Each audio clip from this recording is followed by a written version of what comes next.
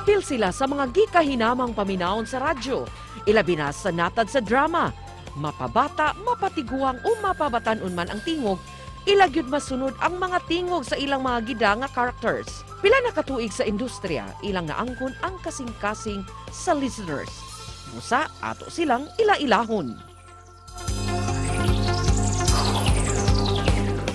Makauban nato karon kining duha sa mga inilang mga voice over talent ug mga aktres, mga dramaturgo kumbaga, atong maila-ila karong buntaga si Ma'am Charito Abellar ug si Ma'am Resty Humaw-as Nur. Good morning Ma'am Charito ug Ma'am Resty, welcome sa GMA Regional TV Live. Hello! Hello, good morning, Sir Nico. Good morning, Sir Nico. Good sa tanong mga morning. kapuso. Sa atong mga nagtanaw. kapuso at mga televiewers. Kumusta ang inyong kabuntagon, Ma'am? Well, ako, pasalamat ko sa Ginoo nga niya. Bisan sa atong nanghitabo karon, still alive and kicking. Bitaw, nindot gihapon na atong kabuntago, no? Bisan ning pandemic karon. Salamat ta sa Ginoo nga natay bag-ong kinabuhi every day. Para sa kasayuran sa atong mga viewers, pila naman mo katuig ni inyong profesyon, Ma'am Cha ug Ma'am Resty? Ikaw, sister. Ako, murag siguro 30 years na ko, sis. Oh. Sir Nico, 30 years na ko sa pangradyo. Pero sa akong kanang mga shooting, mga 10 years na sad siguro.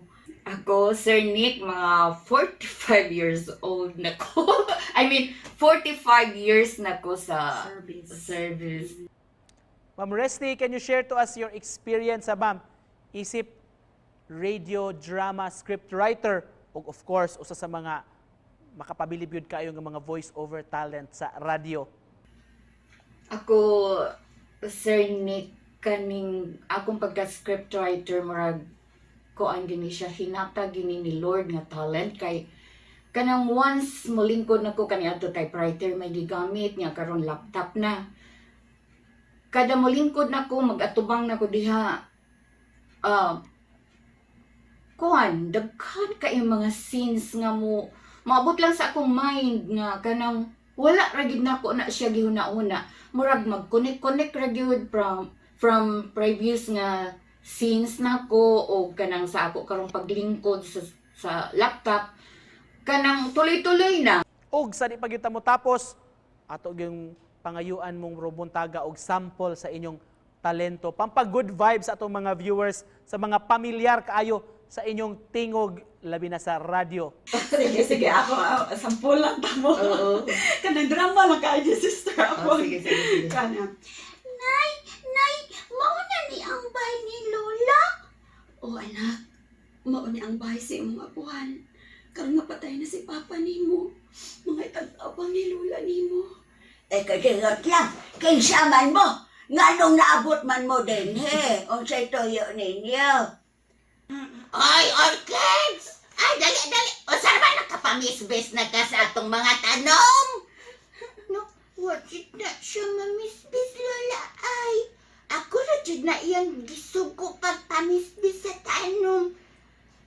Oy! Pagtarong ha! Orchids! Tingali ka ng imong nga orchids!